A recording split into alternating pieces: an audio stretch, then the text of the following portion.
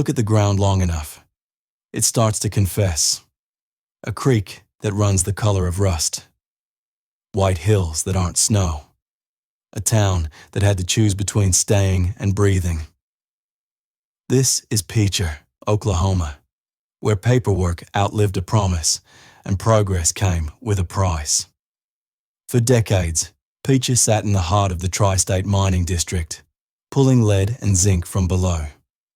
Ore fed wars and industry. Paychecks fed a growing town. But the mines left behind what locals called chat, mountains of crushed rock, laced with metals, lead, zinc, cadmium. The piles looked like playgrounds. The dust did not. When mining stopped, the pumps stopped. Underground chambers filled with water. That water reacted with exposed ore and rose back to the surface, bleeding into Tar Creek, staining it orange, pushing metals into soil and wells. At the same time, wind carried fine chat dust across yards and schools. For small children, hands in dirt, hands to mouth, lead isn't a headline. It's a lifelong sentence. By 1983, Washington stamped the area Superfund, priority cleanup. Tests in the 1990s showed alarming blood lead levels in local children. Crews removed contaminated yard soil, paved dusty roads, capped shafts. Over time, the share of kids above federal thresholds dropped.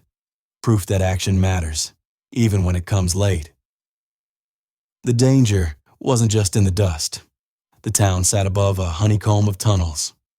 Subsidence, the ground given up, put homes, streets, even the school at risk. Some warnings you can fence off. This one ran under everything. Then, May 10th, 2008. An EF4 tore across Picher. 6 lives lost here. Entire blocks erased.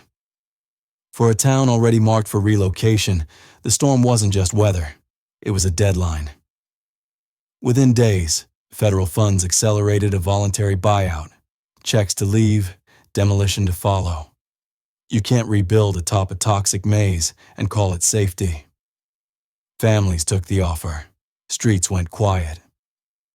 September 1st, 2009, the city ceased municipal operations. Later, the town was formally dissolved. What was left became addresses without a city. On the map, Picher thinned from streets to memories. Cleanup isn't a verdict, it's a process. The Quapaw Nation, EPA, and state partners have hauled chat, capped shafts, and kept after the creek. Strategic plans continue. But even optimistic timelines admit this. Full recovery is measured in decades. Some scars resist tidy endings. This wasn't an accident. It was a sequence. Mines, dust, water, paper, storm.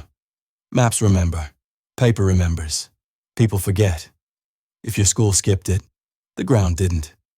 Tell us the place you know. The one progress left behind. Hidden America. Proof behind the untold.